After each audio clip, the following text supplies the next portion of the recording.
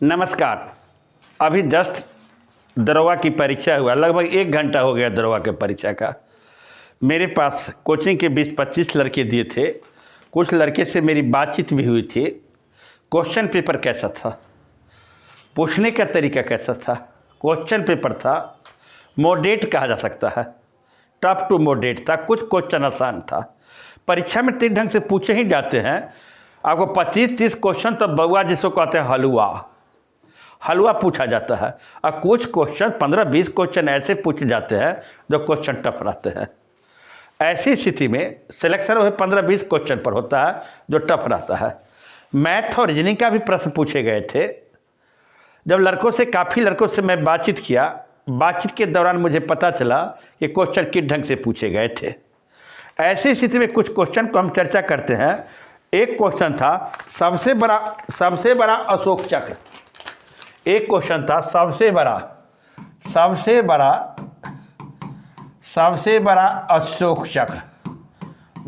अशोक चक्र, ये क्वेश्चन था। सबसे बड़ा अशोक चक्र कहाँ का है? सबसे बड़ा अशोक चक्र आपको आंसर टोपरा का लगा। आंसर होगा टोपरा का लगा सबसे बड़ा अशोक चक्र है। एक क्वेश्चन था सोशल कॉन्ट्रैक्ट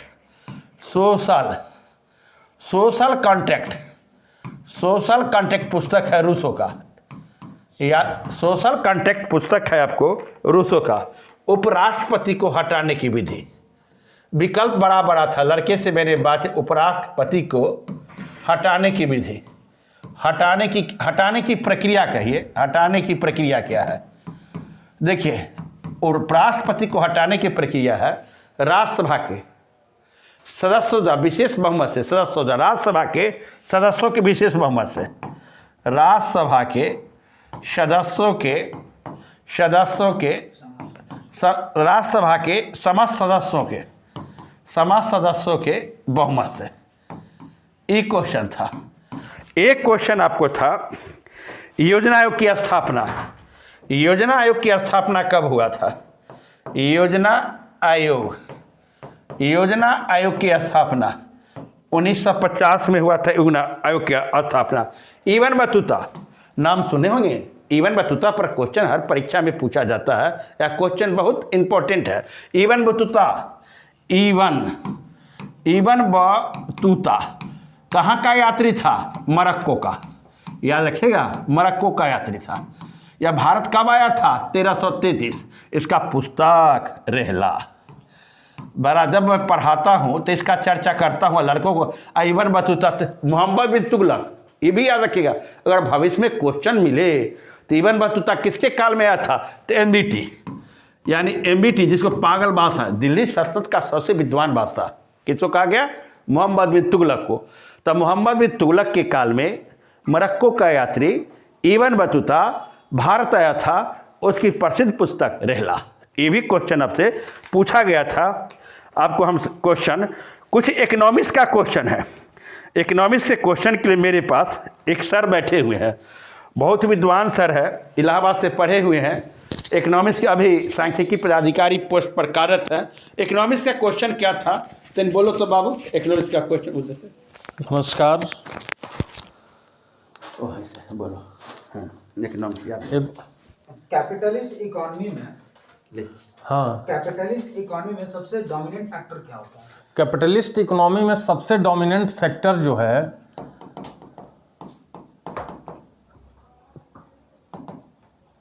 कैपिटलिस्ट इकोनॉमी का जो प्रोडक्शन फंक्शन चलता है, एक मैं सिंपल भाषा में तुम लोग को बता दूं कि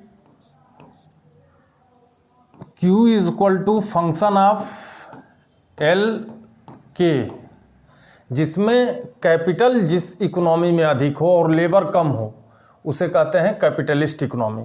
और कैपिटलिस्ट इकोनॉमी की जो अभिव्यक्ति इस समय दुनिया में हो रही है वो 3 शब्दों से है, LPG, यानी उदारीकरण, निजीकरण और वैश्वीकरण। और इन तीनों के मूल में जो चीज़ है उसको कहा जाता है पूर्ण प्रतियोगिता या परफेक्ट कंपटीशन।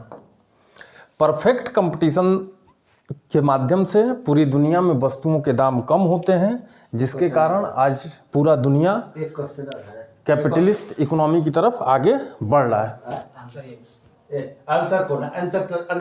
आंसर आंसर आपका कंपटीशन। कंपटीशन। हाँ, Competition। पूर्ण प्रतियोगिता या कंपटीशन। नेक्स्ट क्वेश्चन एक और था, क्या कहते हैं इकोनॉमिक्स में बोला जाता social level and socialist economy. हाँ, सोशल लेवल सोशलिस्ट इकोनॉमी में क्या होगा?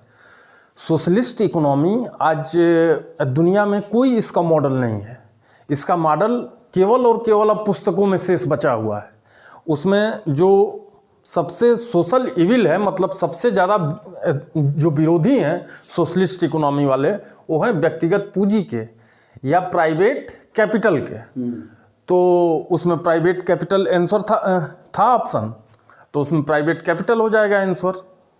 ठीक है ठीक है, मेरा नाम नीरज कुमार राय, मैं यहाँ पे सहायक जिला सांख्यिकी पदाधिकारी मोतिहारी के पद पे कार्यरत हूँ। यदि आपको 10+2 में इकोनॉमिक्स से संबंधित कोई सहयोग चाहिए या जानकारी चाहिए तो सर के माध्यम से मुझसे संपर्क कर सकते हैं।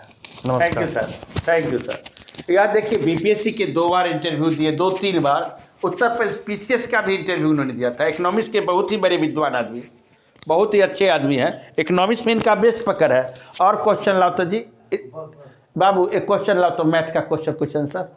सुंग वंश के बाद कौन सा वंश आया? नेक्स्ट क्वेश्चन है सुंग वंश के बाद। सुंग वंश के बाद कौन वंश है सर? सुंग वंश के बाद, सुंग वंश के बाद कौन सा वंश आया? कौन सा वंश आया? वंश आया था कण्व वंश। जानते हैं कण्व वंश के संस्थापक कौन था? वासुदेव। याद रखिएगा, डेमेट्रियस होगा सर, डेमेट्रियस। क्या क्वेश्चन है सर? किसके शासनकाल में आया? किसके शासन? डेमेट्रियस किसके शासनकाल में आया था? किसके शासनकाल में? विकल्प क्या है जी? शासनकाल में आया था। अशोक इसका। डेमेट्रियस किसके शासनकाल में आया था? क्या विकल्प है? देखिए तो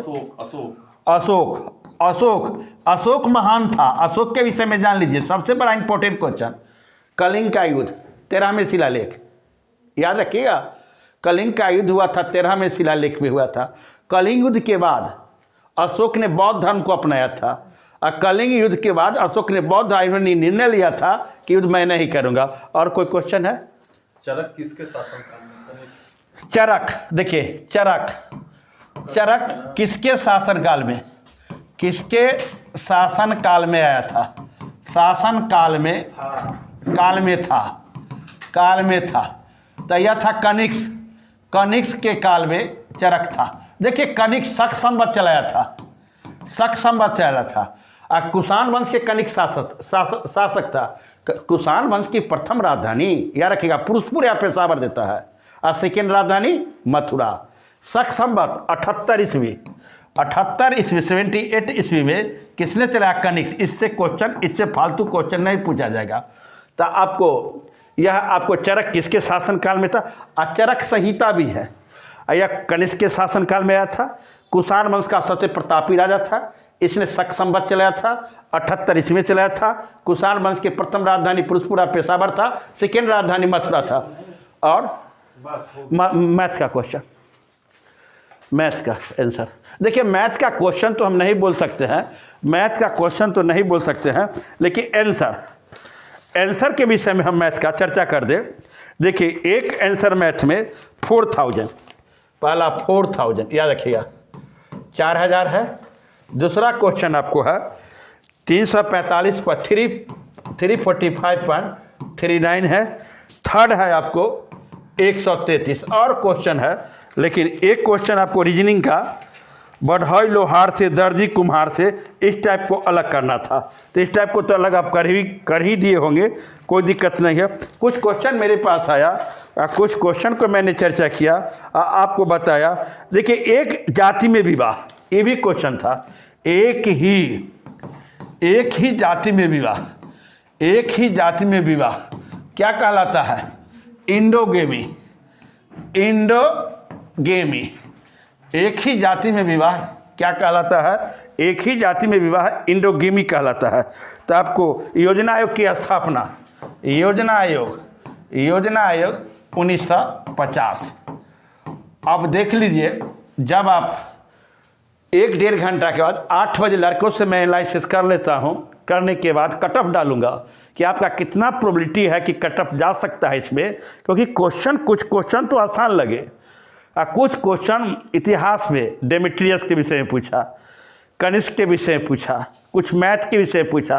क्वेश्चन को मॉडरेट कहा जा सकता है, मीडियम टू मॉडरेट, ये नहीं इजी क्वेश्चन नहीं था। इसलिए आप 8 बजे पाथफाइंडर बाय विजय सर द्वारा कट ऑफ पर चर्चा होगी। लड़कों से बात करने के बाद फिर मिलते हैं अगले वीडियो में। जय हिंद, जय भारत। लाल वाला दबा दीजिए।